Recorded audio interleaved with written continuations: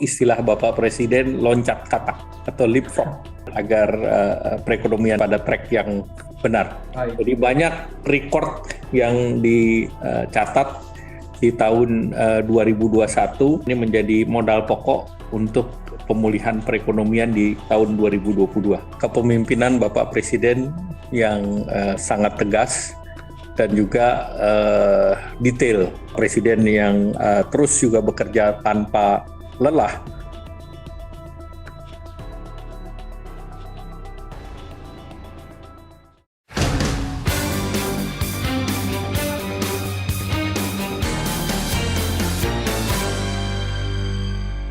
Halo Sobat Medcom, ketemu lagi di Crosscheck Diskusi Akhir Pekan. Kali ini bersama saya Ahmad Firdaus. Sebelumnya saya mau mengucapkan selamat tahun baru 2022 buat Sobat Medcom. Semoga dengan semangat baru kita siap untuk menjalani tantangan baru sepanjang 1 tahun ke depan. Luar biasa, Indonesia di tahun 2021 berhasil mematahkan siklus krisis ekonomi akibat pandemi COVID-19. Perekonomian telah kembali ke level sebelum pandemi berkat penanganan kebijakan yang konkret dan responsif. Indonesia memang berhasil, namun di saat bersamaan dunia masih menghadapi pandemi yang berat dan dampak ekonomi yang luas. Nah, akan seperti apa ekonomi Indonesia di tahun 2022? Langsung saja kita cross-check perekonomian Indonesia di tahun 2022 bersama Menko Perekonomian Indonesia Airlangga Hartarto. Selamat pagi Pak Airlangga. Selamat pagi Pak Firdaus, selamat tahun baru. Selamat tahun baru juga Pak. Pak Airlangga, terima kasih banyak atas waktunya Pak.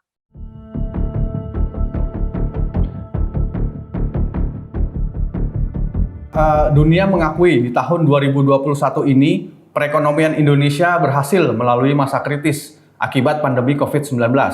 Resesi atau pertumbuhan minus sudah berlalu. Kita juga sudah tancap gas lagi dan ingin pertumbuhan lebih tinggi. Nah, sedikit mereview perjalanan 2021 Pak Airlangga sebagai pembantu Presiden dan juga Ketua KPCPEN. Pada saat kapan Bapak merasakan masalah atau tantangan perekonomian Indonesia terasa sangat berat di tahun 2021? Apakah di saat angka penularan COVID sedang tinggi-tingginya, yaitu periode Juli 2021 lalu, atau pada saat ekonomi menunjukkan pertumbuhan minus pada kuartal 1 Maret 2021 lalu? Seperti apa Pak Airlangga menggambarkan situasi pada saat genting itu? Nah, ini sebagai gambaran Pak ke publik bahwa ekonomi yang stabil seperti sekarang lahir dari kerja nyata Pak Menko dan tim KPCPEN. Silakan Pak Menko. Ya, pertama tentu kita melihat kuartal pertama itu kita masih berat karena kuartal pertama pertumbuhan masih negatif dan kedua kita masih menerapkan PSBB pasca Nataru dan kita lihat terjadi kenaikan kasus di tanggal 1 Februari sehingga kita waktu itu masih ketat dalam PSBB dan sesudah itu baru kita perkenalkan pendekatan mikro atau PPKM dan pasca Lebaran sebetulnya kasusnya di bawah 100, jadi di kuartal kedua itu kasus aktif di bawah 100.000 dan ekonomi bisa kita pacu ke angka 7,07. Nah ini sebelum kasus Delta ini merebak dan kasus Delta kita merebak itu akibat kepulangan PMI dari Malaysia. Kebanyakan masuknya ke situ, ke pelabuhan melalui Batam dan Surabaya. Kita yang terbesar dulu masuknya Surabaya, sehingga mengakibatkan COVID Delta pertama masuknya di Kudus dan di Bangkalan. Nah itu adalah pelajaran pertama kita bagaimana varian Delta itu mendominasi sebelum ke beberapa negara lain, daerah lain. Dan di situ kita sudah menerapkan protokol kerjasama Forkominda dan mulai mengenalkan yang namanya isolasi terpusat. Dan ternyata isolasi terpusat itu menjadi kunci kita untuk penanganan COVID, sehingga ada layer antara di rumah, isolasi di rumah, dan rumah sakit dengan isoter, tergantung keparahan. Dan memang di bulan Juli itu kasusnya harian bayangkan bisa ke 56.000. Kemudian kita punya kapasitas rumah sakit tuh hampir 92%. Kebutuhan oksigen sampai 2.000 metrik ton, di mana kita produksinya hanya 1.200. sehingga ada delta kekurangan 800 ton oksigen per hari. Dan itu tentu kita dengan berbagai cara memasukkan oksigen agar kapasitas itu bisa kita naikkan, dan di beberapa tempat itu sampai lorong-lorong rumah sakit pun diisi oleh mereka yang terkena COVID, dan bahkan kita juga tingkatkan kapasitas untuk penanganan COVID sampai 40% secara nasional, dan beberapa rumah sakit pusat kita konversi 100% untuk penanganan COVID. Nah, dalam situasi seperti itu kita lihat masih ada resiliensi di bidang ekonomi, di mana pada waktu itu ekspor kita masih bagus, kemudian juga sektor manufaktur kita menggunakan rumusan yang penerapan prokes, dan pada saat Juli itu kita juga menggenjot yang namanya vaksinasi. Sehingga itu kombinasi antara vaksinasi, kemudian juga menjaga keberlangsungan gas dan rem, itu masih mampu menahan pertumbuhan ekonomi kita di level 3,5%. Sehingga ini menjadi hal yang membantu. Kalau di kuartal kedua engine kita semua bergerak, ekspor kita bagus dengan super komoditas, kemudian manufaktur kita juga baik, kemudian juga konsumsi masyarakat sudah naik ke 6%, kemudian fungsi dari APBN melalui KPCPEN juga baik. Tetapi yang di kuartal ketiga itu yang terkait dengan konsumsi turun ke 1%, kemudian dari segi belanja negara juga turun, tetapi sektor manufaktur dan ekspor kita tetap tinggi. Kita tahu bahwa dengan kebijakan-kebijakan yang ekspansif, termasuk penerapan PPNBM untuk otomotif yang ditanggung pemerintah, demikian juga PPN untuk sektor properti yang ditanggung pemerintah, itu berakibat bahwa penjualan retail kita tetap naik ke 10%, kemudian indeks keyakinan konsumen kita di 118%, kemudian juga kita lihat ekspor kita naik selama 16 bulan terakhir, dan PMI juga 53,5 di atas rata-rata pre-COVID.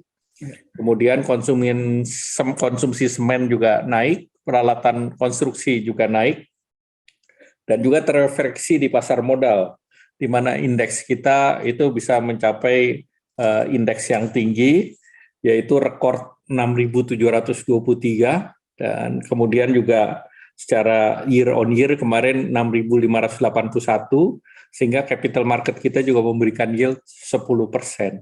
Jadi tentu dengan situasi yang sulit di bulan Juli dan kebijakan yang konsisten antara gas dan rem, kami juga cukup positif di kuartal keempat ini diperkirakan pertumbuhan ekonomi antara 4,5 sampai 5%, sehingga secara year on year kita bisa capai 3,7 sampai dengan 4%. Jadi banyak rekor yang dicatat di tahun 2021, sehingga tentu ini menjadi modal pokok untuk pemulihan perekonomian di tahun 2022. Baik, Pak Erlangga, tadi juga sudah sempat disebut ya di awal sama Pak Erlangga soal ekonomi tumbuh 7,07% ya di kuartal kedua, melesat di atas perkiraan, dan Indonesia pun lolos dari resesi. Nah, di mata Pak Erlangga, apa kunci keberhasilan pembalikan arah ekonomi Indonesia di kuartal 2 2021 ini, Pak? Jadi tentu situasi di kuartal kedua itu kasus aktif di bawah 100.000, sehingga cukup flat pada waktu itu, sehingga kegiatan-kegiatan ekonomi sudah mulai bergerak kembali. Kemudian fungsi dari stimulus program pemulihan ekonomi nasional, yaitu kita introducer yang namanya PPNBM otomotif ditanggung pemerintah, kemudian juga tadi PPN untuk perumahan yang di bawah 2 miliar ditanggung pemerintah 100%, yang sampai 5 miliar itu adalah 50%. Kemudian kita genjot juga stimulan untuk UMKM, termasuk kredit usaha rakyat, kita naikkan ke 285 triliun. Kemudian juga program bantuan subsidi upah, kita dorong selama PPKM Mikro ataupun PPKM di kuartal ketiga. Dan khusus di kuartal kedua konsumsinya tumbuh dia cukup tinggi, dan dengan Delta itu varian waktu itu masih alfa terkendali, maka pertumbuhan itu bisa dicapai semaksimal mungkin di 7,07%. Nah, dengan demikian ini menjadi pelajaran bahwa ekonomi kita bisa digenjot 7,07%, dan ini pertama kali dalam beberapa 15-16 tahun yang terakhir. Baik. Pak Erlangga, lanjut Pak. Sukses ekonomi Indonesia di tahun 2021 bisa dilihat dari lahirnya beberapa rekor baru ya. Tadi Pak Erlangga juga sempat bilang, antara lain rekor pertumbuhan tertinggi sepanjang sejarah, juga angka Purchasing Manager Index atau PMI manufaktur Indonesia pada Oktober 2021 yang mencapai 57,2. Nah, ini kan rekor tertinggi PMI ya Pak, sepanjang sejarah manufaktur Indonesia. Nah, apa arti rekor-rekor ini bagi masyarakat luas Pak Erlangga, agar publik juga paham nih bahwa semua prestasi ekonomi ini jelas berdampak langsung bagi publik? Ya, kita lihat bahwa dampak langsung tentu penanganan COVID itu paling penting karena ini berdampak langsung kepada masyarakat. Dan tentu pemerintah melihat pada saat terjadi pengetatan kegiatan, yaitu PPKM darurat dan PPKM level 4, nah, Indonesia itu membuat kebijakan juga selain bantuan subsidi upah, ada bantuan baru yaitu bantuan untuk warung maupun untuk kaki lima yang diberikan 1 juta paket dan per paketnya 1,2 juta rupiah. Dan ini dilaksanakannya juga menggunakan bantuan dari TNI Polri. Artinya betul-betul diberikan agar bantuan ini tepat sasaran. Dan itu menggunakan aplikasi. Jadi mereka yang sudah dapat bantuan lain, termasuk UMKM, itu tidak mendapatkan bantuan langsung. Sehingga masyarakat yang PKL dan maupun warung yang terdampak langsung, itu kita ganjal dengan bantuan langsung PKL subsidi tersebut. Sehingga ini juga membantu daya beli di akar rumput, dan ini sangat membantu program-program itu. Kita ketahui bersama bahwa program PEN ini terus dilaksanakan dan sampai dengan akhir tahun diperkirakan mendekati 88% bisa terserap. Nah, mungkin dari sisi situ rekor lain termasuk Purchasing Manager Index kita yang meloncat 57, kemudian di kuartal keempat karena adanya PPKM turun ke 53,5, ini tetap juga angka yang tinggi sebelum pre-COVID. Artinya industri nasional kita mampu merespons kenaikan daripada demand.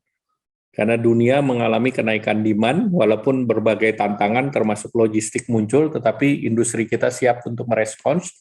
Ditambah lagi keberhasilan yang namanya hilirisasi. Jadi hilirisasi nikel yang biasanya nikel ekspornya sekitar 4 billion. Nah, di tahun 2021 ini sampai akhir itu bisa mencapai 20,8 miliar. Jadi itu naik 5 kali karena hilirisasi.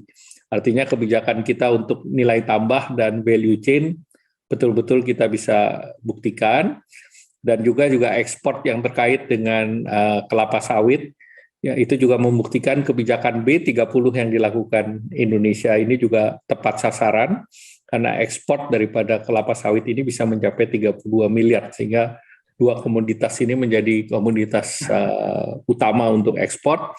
Di samping itu juga dengan harga super cycle komoditas pertanian pun ikut terbantu, sehingga nilai tukar daripada petani, untuk khususnya TBS, tandan buah segar per kilonya itu bisa mencapai 2.800 sampai dengan 3.000. Yang di tahun 2019 yang lalu itu angkanya di bawah 1.000. Demikian pula untuk komoditas karet dan jagung, bahkan jagung harganya per kilo bisa 4.500, di mana sebelum ini harganya di bawah 2.000. Sehingga tentu selain kita mendapatkan beberapa rekor, juga transmisi ke masyarakat. Tadi Mas Firdaus nanya apa yang didapat masyarakat. Masyarakat memperoleh nilai tukar petani yang lebih tinggi. Demikian Mas Firdaus. Baik. Pak Erlangga, tadi Bapak juga sempat bilang ya, strategi gas rem adalah strategi yang cukup mempengaruhi ya di balik pertumbuhan ekonomi Indonesia. Kalau boleh diceritakan nih Pak Erlangga, bagaimana awal munculnya strategi gas rem nih Pak?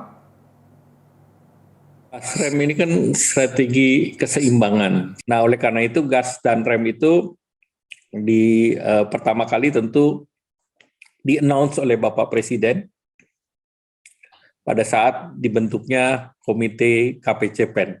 Ya. Pada saat pembentukan, karena Bapak Presiden melihat bahwa ini perlu ditangani secara langsung dengan komando yang jelas, dan Bapak Presiden ingin agar masalah pemulihan ekonomi dan penanganan COVID ini di satu tangan, di satu komando. Dan ini komando langsung dipegang oleh Bapak Presiden, dan Bapak Presiden setiap minggu sejak bulan Maret 2020 melakukan rapat pada saat kasus tinggi, itu bisa 2-3 kali per minggu, dan sampai hari ini dipertahankan setiap minggu minimal 1 kali rapat, terutama untuk penanganan COVID, pencegahan, prokes, kemudian ketersediaan rumah sakit, obat-obatan, pembelian vaksin, dan bahkan sampai saat sekarang terkait dengan karantina, jumlah hari di karantina, selalu beliau memperhatikan, bahkan saat sekarang juga beliau memperhatikan secara detail bagaimana, apakah ada joki-joki pada saat karantina dan sebagainya. Jadi seluruhnya dibahas secara sangat detail, terutama pada saat pengambilan kebijakan, apakah ngegas ataupun ngerem. Ya. Oke, Pak, kita lanjut ke pembahasan proyeksi ekonomi di 2022 nih Pak Erlangga.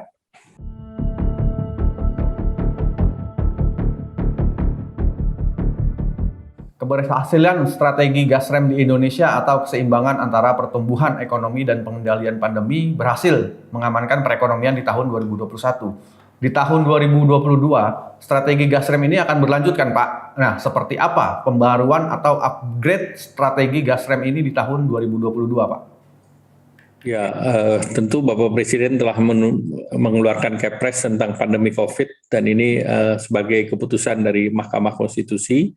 Dan tentu ke depan gas rem itu terus akan berjalan karena KPCPEN menyediakan dana 414 triliun dengan program di bidang kesehatan, perlindungan masyarakat, serta pemulihan ekonomi. Jadi formula yang 2 tahun ini kita lanjutkan. Namun karena pemulihan ekonomi sudah terjadi dengan pertumbuhan yang positif di tahun 2021, maka pendekatannya tidak lagi seluruhnya bantuan sosial, tetapi pendekatan ke arah produktivitas. Dan kita punya waktu 1 tahun ke depan. Oleh karena itu, beberapa hari kita lakukan beberapa program yang mendorong produktivitas, itu termasuk di sektor pertanian, juga untuk padat karya, padat modal, dan kegiatan-kegiatan UMKM yang secara kredit kita perluas. Jumlahnya tuh ke 373 triliun disiapkan. Dan pemerintah sudah juga meminta agar kredit usaha rakyat sampai dengan 100 juta itu tanpa jaminan. Jadi ini dinaikkan dari 50 menjadi 100 juta, sehingga kredit yang super mikro itu yang di bawah 10 juta, kemudian kredit yang mikro antara 10 juta sampai dengan 100 juta itu tanpa jaminan, kemudian kredit kecilnya antara 100 sampai 500 juta. Dan khusus 6 bulan pertama ini Bapak Presiden sudah menyetujui kita tetap subsidi diberikan kepada masyarakat di angka 3%. Sehingga dengan demikian kita berharap ini sektor yang di UMKM atau di masyarakat terus bergerak. Ya. Baik. Pak Menko, tahun 2022 ini pemerintah menargetkan pertumbuhan ekonomi 5 hingga 5,5%. Sementara itu, Bank Indonesia memproyeksikan ekonomi Indonesia tumbuh 4,7 hingga 5,5%. Sementara Bank Dunia 5,2%. Yang luar biasa adalah prediksi IMF tahun 2022 Indonesia akan tumbuh 5,9%, meski kemudian ada koreksi. Nah, dari berbagai prediksi di atas, kemudian dikaitkan dengan lonjaknya kasus Omikron global dan juga sudah masuk di Indonesia. Sebagai Ketua KPCPEN, strategi apa Pak menjaga perekonomian Indonesia di tahun 2022 tetap tumbuh sesuai proyeksi yang tadi Bapak sampaikan? Pertama, kita tentu harus tetap menjaga kewaspadaan terhadap Omikron. Kita melihat Omikron di beberapa negara, termasuk di Inggris naik ke 45.000, di Prancis 25.000, dan termasuk di Amerika dan yang lain. Oleh karena itu, kebijakan pemerintah tetap menjaga yang 13 negara, itu mungkin ditambah 2 negara lain, itu kita tetap karantina 10 hari, keputusan hari ini. Sedangkan di luar negara tersebut kita karantina 7 hari. Kenapa 7 hari dan 10 hari? Karena kita melihat siklus yang ada dari berbagai negara, apakah itu dari Afrika Selatan, apakah itu dari Amerika, apa dari Inggris, rata-rata di 3 hari. Sehingga dengan 7 hari dianggap relatif sudah 2 siklus terhadap Omikron, sehingga ini terus kita jaga. Yang kedua tentu testing dan tracing harus kita terus jaga.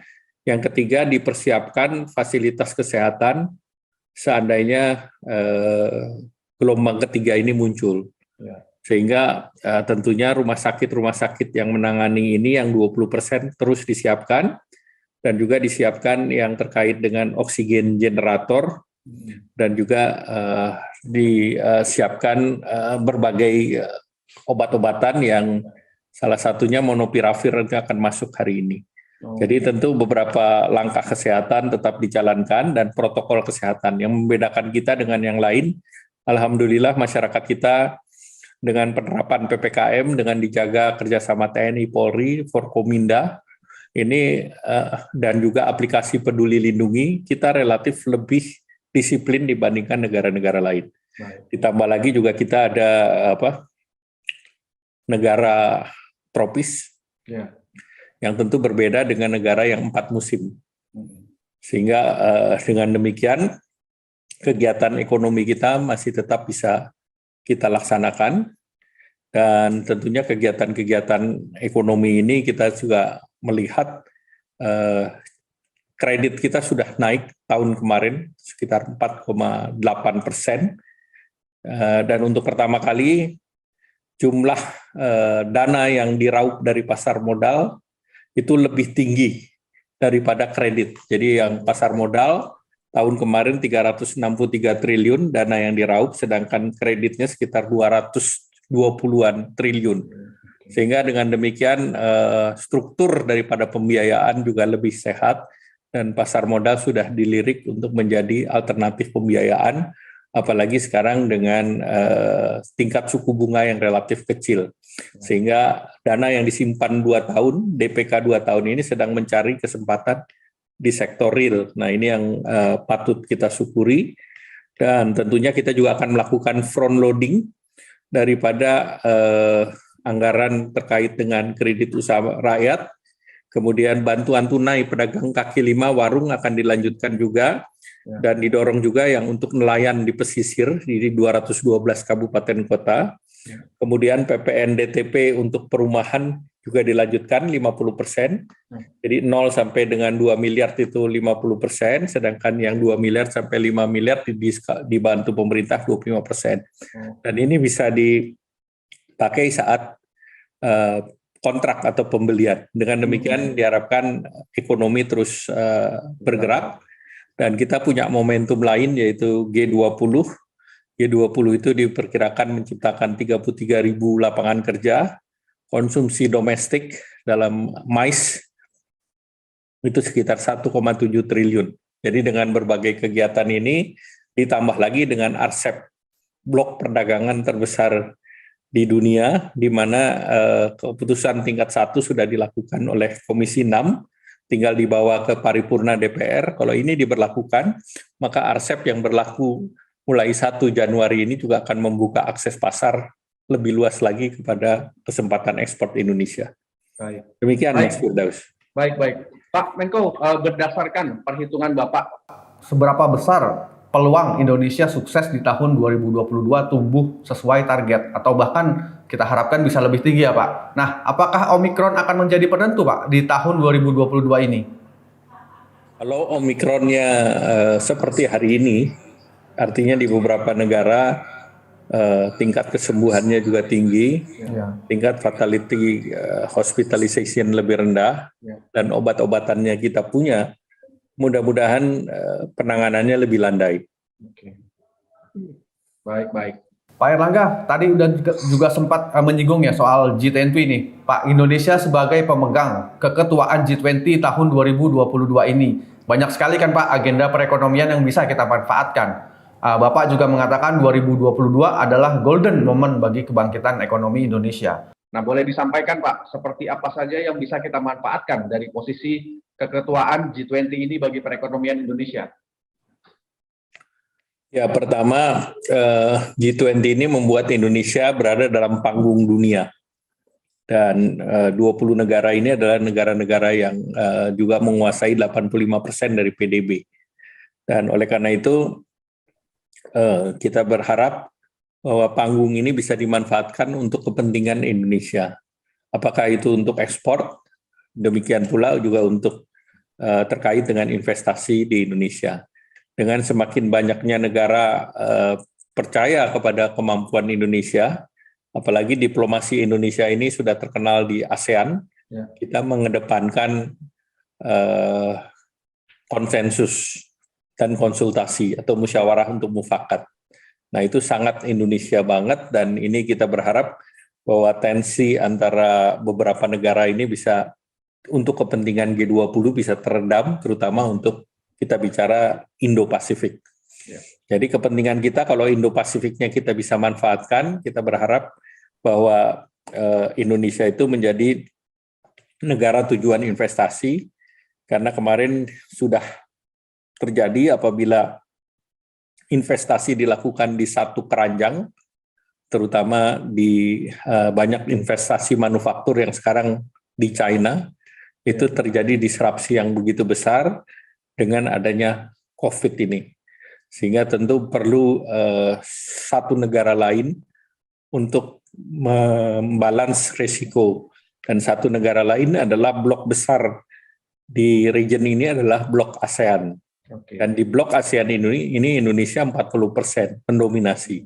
Demikian pula di blok ASEAN ini Indonesia juga menjadi salah satu negara yang selama pandemi COVID ini terjadi akselerasi daripada sektor digital.